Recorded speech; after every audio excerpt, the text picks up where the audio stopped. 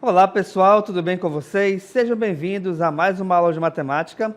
Eu sou o professor Mário André e juntamente comigo agora vamos verificar o assunto desta aula. Nós temos então aí aula de número 41, objeto de conhecimento, investigação das implicações no cálculo de probabilidade dos diferentes tipos de espaços amostrais e eventos. Detalhamento, cálculo de probabilidade, ok? Então, dito isto, vamos dar início à nossa aula.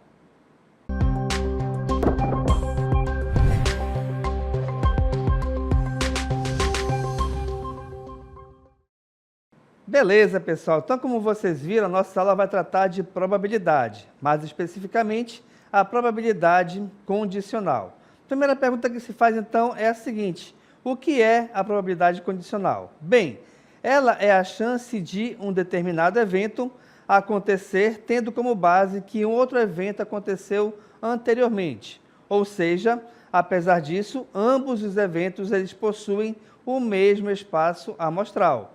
Esse evento que ocorreu anteriormente, ele é conhecido como condicionante, tá? Então, o que vai acontecer? A probabilidade condicional, você tem um evento prévio, ok? Para que esse evento prévio, ele consiga determinar o evento principal, digamos assim, tá? E aí nós temos, logicamente, uma fórmula de aplicação, olha só. Fórmula para calcular a probabilidade condicional. Para calcular a probabilidade P de A em B, utilizamos a seguinte fórmula. Aí você vai ter, na parte de cima da fração, a probabilidade da interseção, ou seja, dos dois eventos ocorrerem ao mesmo tempo. Tudo isso será dividido pela probabilidade do segundo evento acontecer. Mas o que vai acontecer aqui então, gente? Não necessariamente você tem a obrigação, por exemplo, de decorar ou de tentar aprender essa fórmula. Por quê? Porque tudo vai se basear com o texto da questão, com o que ele oferece. E aí você vai verificar que, se você tiver, de repente, uma interpretação muito boa do texto, você não vai ter, né, a necessidade de utilizar a fórmula. Como assim, professor? Vou te mostrar um exemplo agora, olha só. Nosso primeiro exemplo de aplicação diz o seguinte: durante o lançamento de dois dados, queremos calcular a probabilidade de o resultado da soma das faces superiores ser igual a 6, sabendo que o resultado do lançamento dos dados são dois números pares. Então, olha só, gente, vamos combinar aqui um negócio rapidinho, tá? Eu vou identificar o evento prévio aqui pela cor vermelha, e esse evento prévio é justamente os dados, o lançamento desses dados, aparecerem dois números pares. O evento principal, eu vou marcar aqui de azul, tá? Ou seja, o evento principal é que as faces desses dados, a soma dessas faces tem que ser igual a 6, ok? Gente, primeira coisa aqui rapidamente, tá? A gente tem, né, um espaço amostral principal. Qual é esse espaço amostral? É o espaço amostral do lançamento de dois dados. E aí você tem duas possibilidades diferentes que representam a mesma coisa. Como assim? Você pode lançar dois dados diferentes simultaneamente, ou você pode lançar um dado duas vezes seguidas, tá? Usando uma ou outra, eles mostrarão o mesmo espaço amostral. Outro detalhe importante, a gente sabe que o espaço amostral de um dado vale 6. Por quê? Porque um dado normal, comum e não viciado, tá certo? Ele tem de 1 até 6 nas suas faces, ou seja, o nosso espaço amostral é igual a 6. Quando você lançar dois dados, pessoal, dois dados de 6 lados, 6 faces, tá? O resultado, né, dos espaços amostrais é sempre a multiplicação desses valores e não a soma. Como assim? Se eu tenho 6 para o espaço amostral de um dado, a gente vai ter 36 para o lançamento de dois dados e não 12, beleza? Vamos voltar para a batalha então. Então, primeiramente, vamos verificar aqui e determinar essa parte em vermelho, ou seja, quando a gente lançar dois dados, como que poderão aparecer esses dois números pares? Então, veja, aqui em cima, então, rapidinho que eu troquei as bolas aqui, agora vai. O lançamento de um dado, não se esqueçam, tá? O espaço amostral, ele vai de 1 até o 6. Perfeito? Se eu vou lançar um segundo dado, ou vou lançar esse mesmo dado uma segunda vez, o espaço amostral será o mesmo, tá? Agora, vamos colocar bem aqui, ó. Vou colocar um dado de uma outra cor, tá? Então, a gente tem um dado azul, por exemplo, e temos aqui um dado vermelho, perfeito? Imaginemos que agora eu queira fazer pares com esses valores. Ou seja, reparem que esse número 1, ele vai aqui fazer par com o número 1, tá? Depois, esse número 1 vai fazer par com 2, com 3, com 4, com 5, com 6. E aí, a mesma coisa vai acontecer para os demais valores, tá? Então, todos eles formarão pares com os outros 6, perfeito? Por isso que a gente vai ter 36 pares do lançamento de 2 dados. Agora, repare que a questão ela está informando que o nosso espaço amostral, tá certo? Ele vai ser formado por quem? Ele vai ser formado justamente por pares de números pares, tá? Então, veja, o primeiro deles vai ser 2 com 2, depois teremos 2 com o 4 e 2 com o 6. Opa, rapidinho. 2 com 6. Depois, o próximo número par do dado azul, que é o primeiro dado, vai ser o número 4. E aí a mesma coisa, ó, teremos 4 com 2, teremos 4 com 4 e teremos 4 com 6. Perfeito? Ok. Finalmente, agora, a gente vai verificar que o outro número par do primeiro dado, o dado azul, é o 6. E aí a gente vai ter os seguintes pares: 6, 2, 6, 4 e 6, 6. Então, a gente verifica que esse conjunto de pares que eu escrevi aqui em preto são justamente os pares que são formados por 2 números pares, tá? Então, reparem que nós temos aí o nosso espaço amostral igual a 9. Por que que o espaço amostral ele vale 9? Justamente porque aqui dentro, tá? Nós temos 9 pares. Perfeito? Ok. Vamos voltar aqui para a questão, olha lá. A probabilidade principal, vamos chamar assim, ele quer que a soma das faces superiores seja igual a 6. Ou seja, por mais que, de repente, a gente pudesse ter, por exemplo, no lançamento de um dado, o par 3, 3, cuja soma é 6, logicamente, mas aqui, para essa questão, ela não vale. Por quê? Justamente porque a questão ela disse que, obrigatoriamente, os valores têm que ser números pares. Como o 3 é ímpar, apesar de a soma ser 6, a gente não vai considerar esse par. Perfeito? Então, vamos lá. Desses 9 pares que nós temos aqui, então, pessoal, nós temos que identificar quais deles a soma é igual a 6. E aqui é fácil perceber que nós temos, no caso, 2 e 4, nós temos 4 e 2. Ou seja, meu povo, somente esses 2 pares, formados por números pares, eles possuem a soma igual a 6. O que que a gente consegue perceber aqui rapidamente, tá? A gente consegue perceber que, primeiro, a gente tinha um espaço amostral principal e prévio. Esse espaço amostral era igual a 36. Mas a probabilidade condicional, ela faz com que você tenha um novo espaço amostral, dependendo, logicamente, do que a questão vai te pedir e vai te oferecer. E esse novo espaço amostral é justamente o valor que a gente vai considerar na nossa fração resposta, tá bom? Vamos voltar para a questão, então. Então, beleza, a questão já acabou. Por quê? Olha só, não se esqueçam que a probabilidade, tá, de um evento A, rapidinho que eu confundi aqui de novo. Não se esqueçam que a probabilidade de um evento A qualquer, tá? Ele sempre é dado por uma fração. E essa fração vai ser igual a quem? O valor de baixo é justamente o nosso espaço amostral. Nesse caso aqui, ele vale 9. O valor de cima, no caso, é o que a questão está pedindo.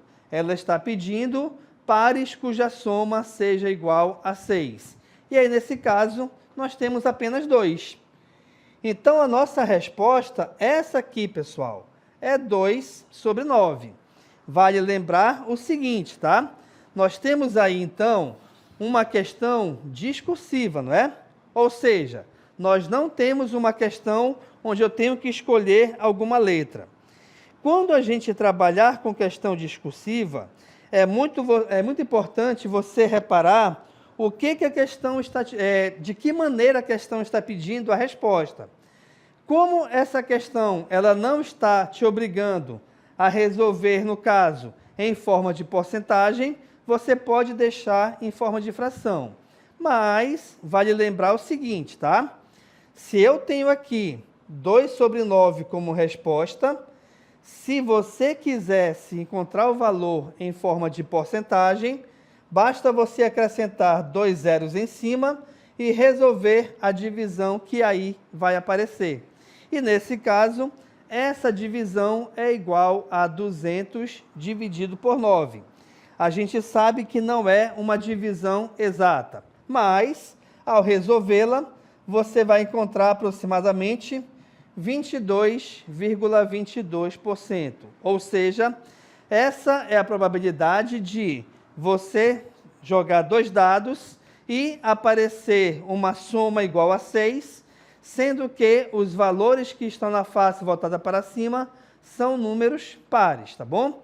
Então, pessoal, com esse exemplo, é muito importante você perceber justamente isso, tá bom? Primeiro, você tem que saber identificar qual é a probabilidade prévia que a questão está te pedindo e qual é a probabilidade principal que ela está te cobrando, ok? Tendo, então, em mãos essa probabilidade prévia e a principal, a gente consegue determinar um novo espaço amostral, que é justamente o que a probabilidade condicional ela vai te pedir, tá bom? E aí, feito isso, fica mais fácil de encontrarmos o resultado, a resposta final. Neste exemplo em específico, a resposta foi 2 sobre 9. E aí eu te mostrei 2 possibilidades de você encontrar o resultado, em forma de fração, que é 2 sobre 9, ou 2 nonos, e em forma de porcentagem, que é quando você resolve a divisão de 2 por 9, ou transformando, no caso, 200 por 9, que foi igual a 22,22%. Belezinha? Vamos a mais um exemplo? Vem cá comigo então, olha lá. Em uma sala de aula, o professor construiu a tabela a seguir com as características dos seus alunos. Nessa tabela, você tem identificado o seguinte, tá? Nós temos aqui, então, primeiro, os seguintes elementos. A gente tem uma quantidade de homens e temos uma certa quantidade de mulheres. Além disso, a característica principal é representada por homens e mulheres que usam óculos e homens e mulheres que não usam óculos. Perfeito? Bem, se a gente analisar aqui friamente essa tabela, a gente vai encontrar que nosso espaço amostral é igual a quanto? É igual a 32. Por que é igual a 32?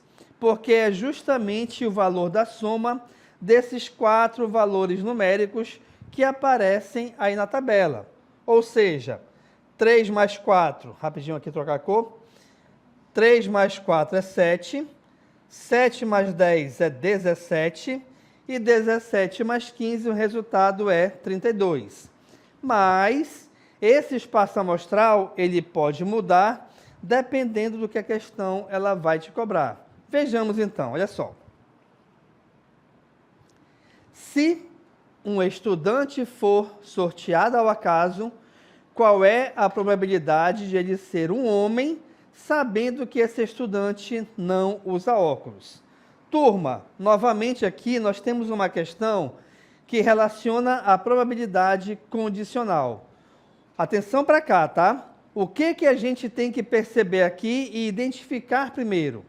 Qual é a probabilidade prévia e qual é a probabilidade principal que ele está te pedindo. Vamos lá novamente, então.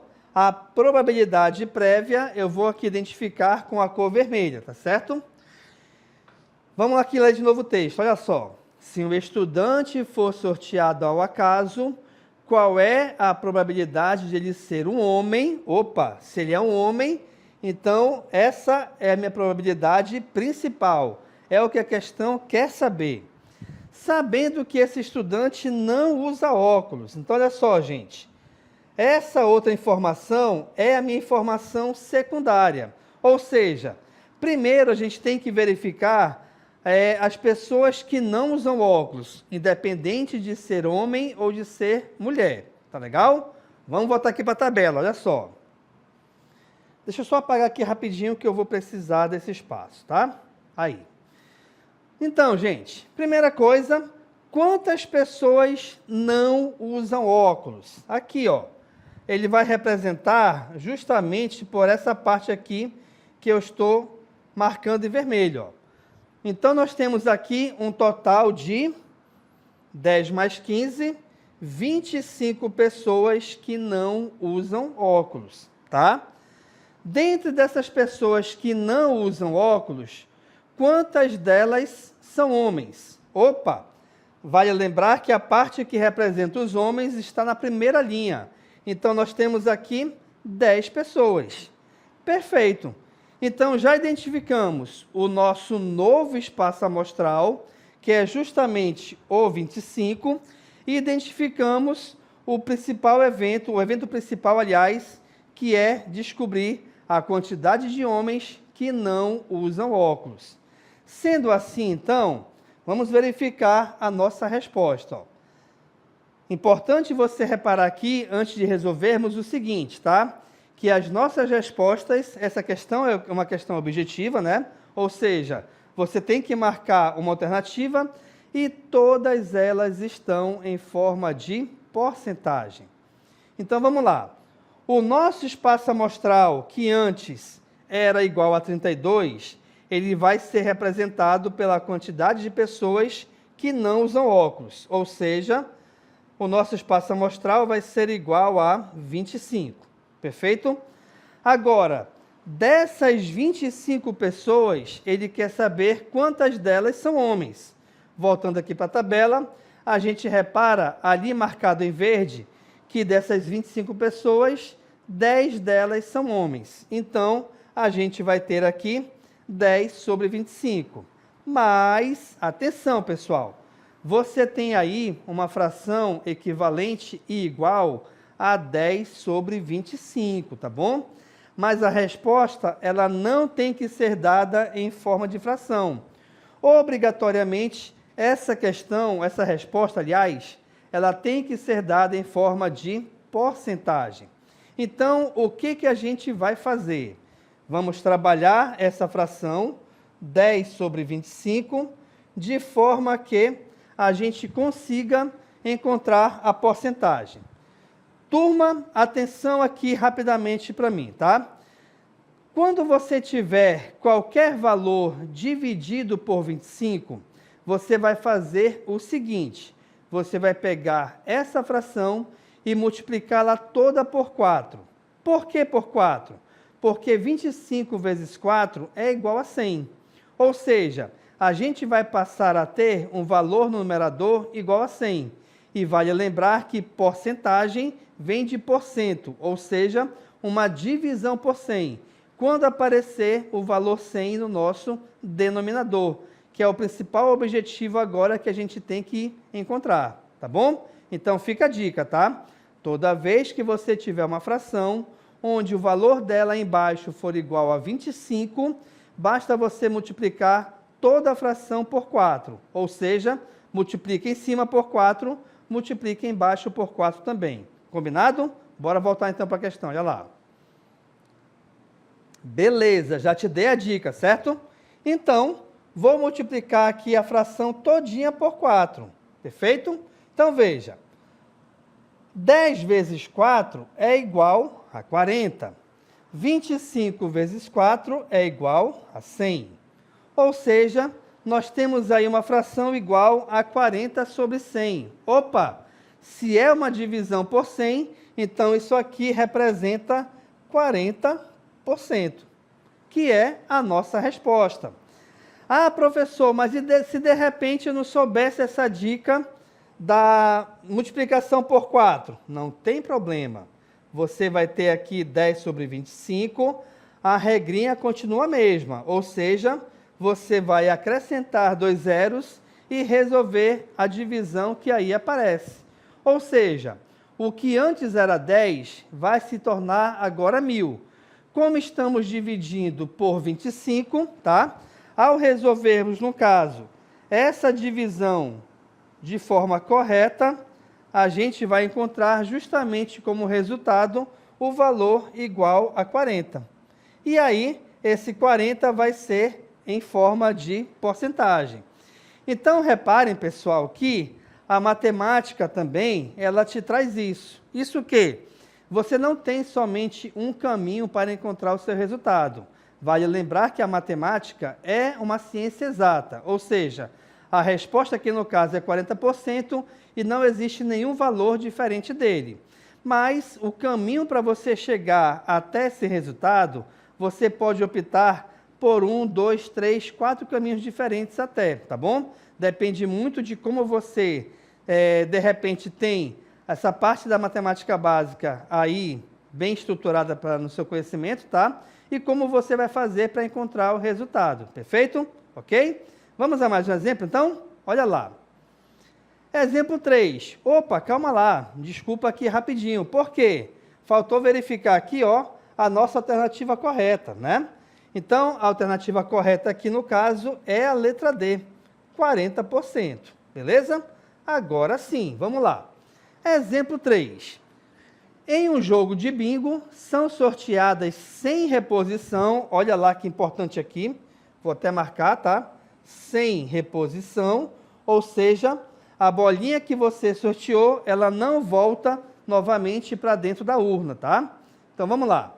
Em um jogo de bingo, são sorteadas 100 reposição, bolas numeradas de 1 a 75. E um participante concorre com a cartela reproduzida ao lado. Então, a cartela desse representante é essa que eu estou aqui marcando para você, ok? A pergunta, o comando da questão é o seguinte: qual é a probabilidade de que os 3 primeiros números sorteados estejam nessa cartela? Então, olha lá, gente. Se a gente reparar bem, o nosso espaço amostral principal, ele é 75. Por quê? Porque uma cartela de bingo, ela pode ser escolhida vários números que vão de 1 até 75, perfeito? Só que essa questão, ela se trata de uma probabilidade condicional, por quê? Porque a questão está dizendo o seguinte: qual é a chance de você sortear 3 valores e esses 3 números obrigatoriamente estejam nessa cartela, tá? Então, obrigatoriamente, pessoal, os valores têm que estar nessa cartela. Então, vejamos. Primeiro passo aqui é identificar quantos valores numéricos nós temos nessa cartela. Então, veja, aqui eu tenho 1, 2, 3, 4, 5. Aí nós temos 1, 2, 3, 4 colunas, ou seja, 5 vezes 4 é 20. Com mais os 4 do meio, nós temos 24 valores, tá bom? Então, vamos lá. O que a gente vai fazer? A gente vai fazer aqui 3 sorteios, olha só. Vamos lá aqui agora. Foi. Vamos chamar aqui, então, de primeiro sorteio, tá? Vou chamar aqui agora de segundo sorteio. E vou chamar aqui de terceiro... Opa, rapidinho que ficou feio. Terceiro sorteio. Perfeito? Então, olha só, gente. No primeiro sorteio, nós temos aqui um total de 75 bolas. Mas eu quero encontrar uma bolinha que esteja na cartela do bingo. e a gente acabou de verificar que nessa cartela nós temos 24 números. Então, a gente vai ter, no primeiro sorteio, 24 de 75, né? Então, eu tenho que, aqui no caso, 24 possibilidades dentro de um espaço amostral de 75. Perfeito? Atenção! Se você leu com bastante atenção a questão, você verificou que ela te informou que esse sorteio ele é sem reposição. E daí? E daí que, se é sem reposição, pessoal, o espaço amostral do segundo sorteio ele vai mudar. Por quê? Porque antes nós tínhamos na urna, vamos dizer assim, 75 bolas. Como a gente acabou de sortear uma, as 75 viraram 74, certo? E aí, nesse caso, as 24 bolinhas que eu tinha para encontrar, já encontrei e já sorteei uma. Então, aqui passará a ser 23. Perfeito? Para o terceiro sorteio, turma, atenção aqui, é a mesma ideia. Ou seja, se nós já realizamos 2 sorteios, é porque a gente já sorteou 2 bolinhas, certo? Então, das 75, me sobraram somente 73. E das 24 bolas iniciais, só me restam aqui agora 22. Perfeito. Já temos aí as 3 frações. Como é que eu faço agora para encontrar a resposta final? Simples. Como o sorteio ele depende das 3 frações, então você vai realizar a multiplicação entre elas.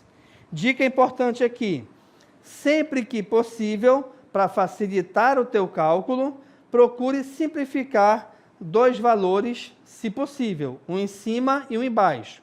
Como assim? Repare que esse 24 aqui em cima é par, esse 74 aqui embaixo também é par. Ou seja, a gente consegue dividir os 2 valores por 2. E fazendo essa divisão, aqui em cima vai ficar 12 e aqui embaixo vai ficar 37. O que vai acontecer agora, pessoal? Nós temos aí 2 valores, aliás, o restante dos valores não dá para simplificar mais ninguém. Então, em cima, a gente tem que resolver a multiplicação entre 12, 23 e 22.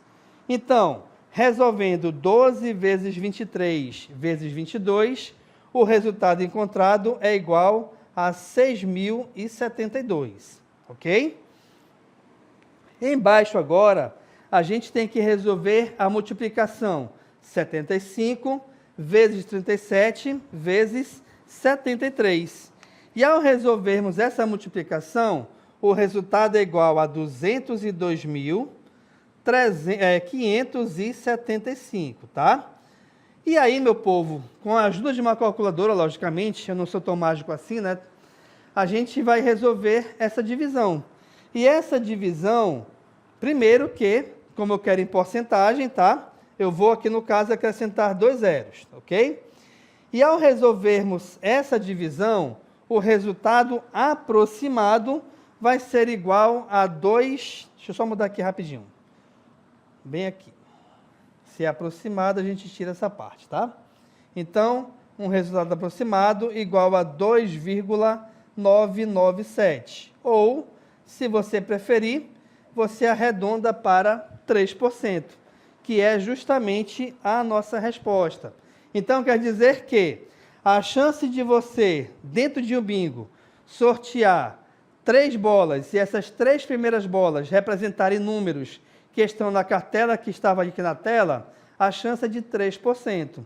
E aí você repara que nós temos aqui mais uma questão que trabalha com a probabilidade condicional. Mas independente do tipo de probabilidade, o mais importante é você saber interpretar com bastante êxito, tá bom? A questão e saber identificar e transformar as informações em frações e automaticamente também em porcentagem, ok? E aí, minha turma, com essa última questão, a gente vai chegando aqui ao final da nossa aula. Espero que vocês tenham gostado, aprendido e compreendido tudo que eu ensinei, tá bom? Quero agradecer a sua atenção e a gente se encontra numa próxima oportunidade. Até mais!